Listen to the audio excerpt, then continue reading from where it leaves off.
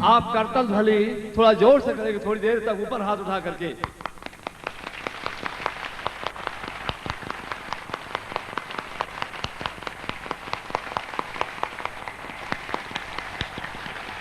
बोले परम पूज्य गुरुदेव की, बोले परम पूज्य गुरुदेव की, वल्लिया माता जी की, पूज्य छोटे गुरुदेव की, परम पूज्य दादा गुरुदेव की, आज के आनंद की, सिद्धाश्रम साधक परिवार की। हर हर महादेव।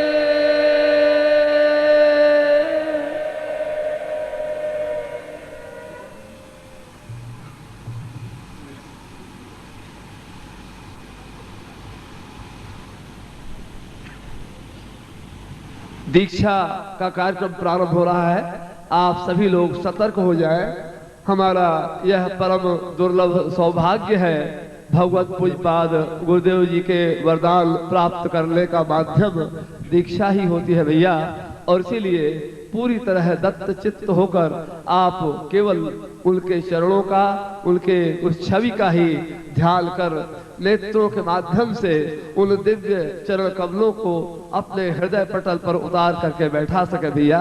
यह प्रयास हम सबको करना चाहिए। भगवत पूज्यपाद गुरुदेव जी के स्पर्श मात्र से पत्थर भी पारस हो जाता है, और एक पारस केवल लोहे को सोना बनाता है, स्वयं पारस दूसरा पारस नहीं बना सकता। लेकिन गुरुदेव न केवल एक शिष्य ही बनाते हैं, बल्कि शिष्य को आत्मवत बना देते हैं। और इसी प्रार्थना के साथ भगवत पूज्यपाद गुरुदेव जी के उन दिव्य चरण कमलों में हमारा निवेदन है, जय घोष के माध्यम से। जोर से आप लोग जय घोष करेंगे 5 बार। बोले परम पूज्य गुरुदेव की, परम पूज्य गुरुदेव की, परम पूज्य गुरुदेव की, परम पूज्य गुरुदेव की, परम पूज्य गुरुदेव की। हर हर महादेव।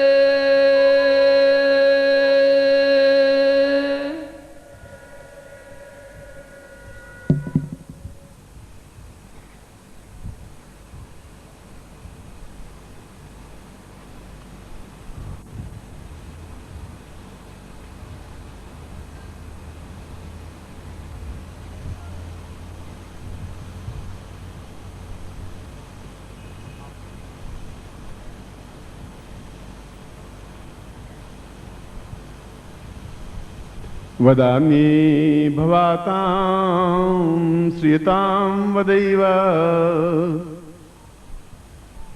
प्रेमोद्भवां चिन्त्य विचिन्त्य रूपम् सर्वोश्रया मदवदैव सदैव तुर्यम् शिष्यत्वमेवं प्रवतां सदैव।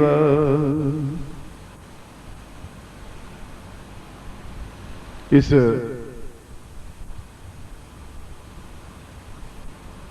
वेद व्यास श्लोक में, और वेद व्यास को 19वां अवतार माना गया है, जिन्होंने बिखरे हुए मंत्रों का संकलन किया और 4 ग्रंथों में संपादन किया, ऋग्वेद, यजुर्वेद, सामवेद, अथर्ववेद। उन्होंने ब्रह्मसूत्र लिखा, जो कि आज अपने आप में महर्षि वेदव्यास की एक दिव्य कृति है, उसका ही श्लोक है। और इस श्लोक में बताया गया है कि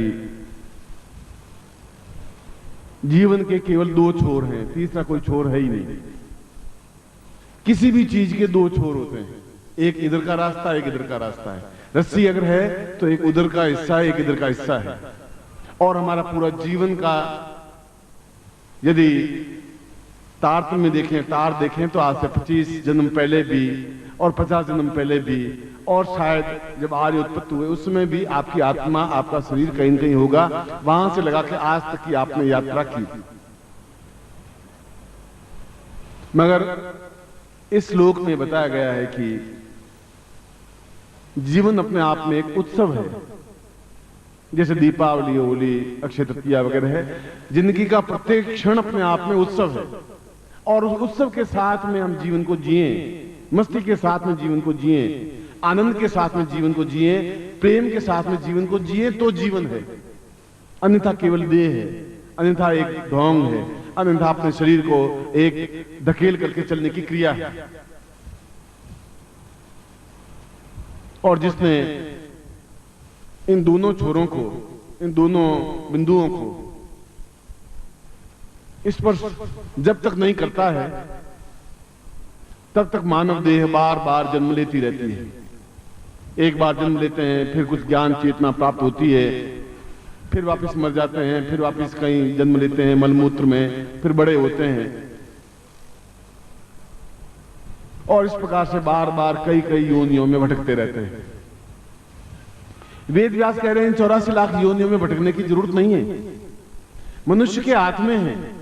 और मैं वह सूत्र मनुष्य के हाथ में देता हूं जिसके माध्यम से वह जीवन में उन योनियों से मुक्ति प्राप्त करके पूर्ण तत्व को प्राप्त करता है। इसीलिए मैंने ब्रह्म सूत्र का इस ग्रंथ की रचना की। और मैं सोचता हूं कि ब्रह्म सूत्र अपने आप में एक ग्रंथ नहीं है, एक हीरक खंड है, हीरों से तोड़ने लायक है, क्योंकि उसका प्रत्येक श्लोक अपने आप में हमारे जीवन को एक उज्जवल, उदात्त और अद्वितीय बनाने में समर्थ और सक्षम है। और उसने कहा कि जीवन के सारे संबंध देहगत है, मां बाप भाई बहन, क्योंकि आपके शरीर आपका पैदा हुआ तो उनसे संबंध बना। जो ही आप पैदा हुए आपके 80 रस्सियां बंध गई आपके शरीर से। एक ने कहा मैं तुम्हारा चाचा हूं, एक रस्सी बंधी, दूसरे ने कहा मैं तुम्हारी चाची हूं, तीसरे ने कहा मैं बुआ हूं, चौथे ने कहा मैं मां हूं, तो बाद में कहा बाप हूं।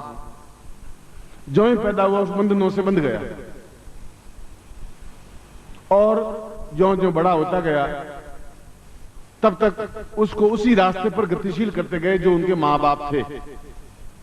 मैं तो जब आपको गणपति स्मरण कराता हूं मातृ पितृ चरण कमलेभ्यो नमः भी बोलता हूं, मगर ध्रुव सत्य यह है कि मां बाप ने केवल जन्म दिया आपको, संस्कार नहीं दिया आपको। संस्कार एक अलग चीज है। इसीलिए उसको वेद व्यास को कहना पड़ा कि जन्म नाम जायते शूद्र संस्काराद द्विज उच्यते। संस्कार देने के बाद में व्यक्ति व्यक्ति बनता है। यहां शूद्र का मतलब कोई बंगी या हरिजन नहीं है। जो घटिया बोलने वाला, घटिया काम करने वाला, झूठ बोलने वाला, छल करने वाला, उसको शूद्र कहा गया। हम ब्राह्मण भी शूद्र बन सकता है, और एक बहुत हल्के स्तर का व्यक्ति भी ब्राह्मण बन सकता है। यह तो मनु ने एक व्याख्या की है। मनु ने ऐसी कोई जाति नहीं बना दी थी। जो जैसा काम करने वाला था उस प्रकार की वर्ण व्यवस्था की, वर्ण बनाया। हमने उसको एक जाति का रूप दे दिया और एक दूसरे से घृणा करने लग गए। मनु ने ऐसा कभी कुछ नहीं किया था। और उसने कहा कि अगर जीवन में कुछ प्राप्त करना है और अगर प्राप्त नहीं करना है तो फिर हम बार बार भटकते रहेंगे। भटक रहे हैं, इस समय भी भटक रहे हैं। आज मैं आपको बिल्कुल शुद्ध मन से किसी को भी खड़ा करके पूछूं कि तुम्हारा एक लक्ष्य क्या है, तो तुम में से किसी को कोई पता नहीं है क्या लक्ष्य है, कि जैसी भगवान की इच्छा होगी, आपकी कृपा होगी, वैसा हो जाएगा। बस ऐसा शब्द है आपके पास। मेरा लक्ष्य तो स्पष्ट है। कल भी मैंने प्रवचन में कहा था कि मेरा लक्ष्य तो यह है कि मैं अपने ऋषियों की वाणी को कागजों पर, पत्रिका के माध्यम से, किताबों के माध्यम से उतार करके आपके सामने रखूं। अंतिम क्षण में भी मेरे हाथ में लेखनी हो और नीचे कागज हो, और मैं उन ऋषियों की टूटे हुए धागे को फिर से जोड़ करके आपको दे सकूं कि आप कहां से टूटे, कहां से ये झूठ छल चला, कहां से हम इतने उच्च कोटि के भारतीय अपने आप में पददलित हुए, निर्धन हुए, गरीब हुए, असहाय हुए, अपाहिज हुए। झूठ छल हमारे जीवन में क्यों आया है? क्यों हमारे जीवन में शराब और सिगरेट और जीवन को खोखले करने वाली चीजें आई? इसलिए आई कि ये हम उस संस्कार को नहीं समझ पाए। हमने केवल जन्म लिया, और जैसे माँ बाप थे, बाप ने कहा कि बेटा मैं तो सिगरेट पीता हूं, बहुत खराब आदत है, पर तू पीना मत। तो उसने कहा जरूर कोई बात होगी तो सिगरेट बाथरूम में जाके पिएगा जरूर, क्योंकि वो भी लड़का 11, 12, 15 साल का हो ही गया है।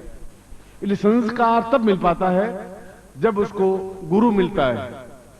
और मैं कहता हूं गुरु भी नहीं, गुरु तो बहुत छोटा शब्द है, सदगुरु मिलता है। वेद व्यास ने 2 शब्द बनाए, गुरु और सदगुरु। गुरु जो अपना स्वार्थ साधन करता रहता है वह गुरु है।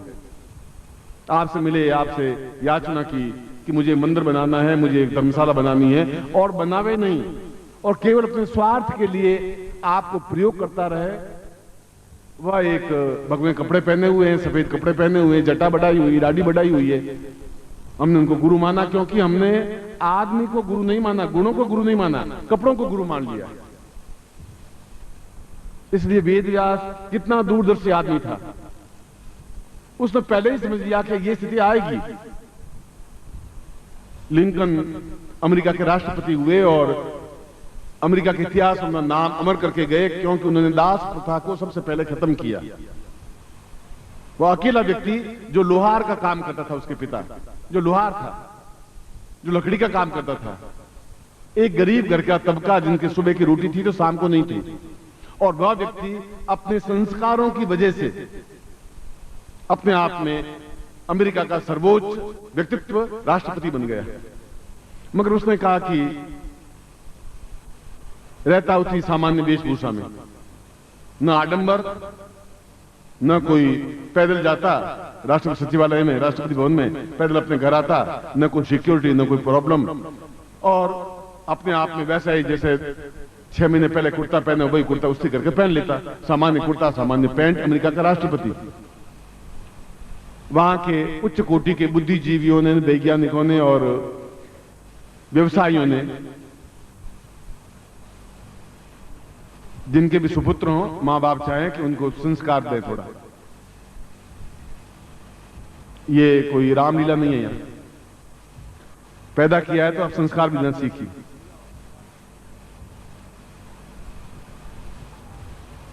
क्यों किसी एक की वजह से सारा पंडाल को नुकसान नहीं। कोई मैं बात कर रहा था लिंकन की।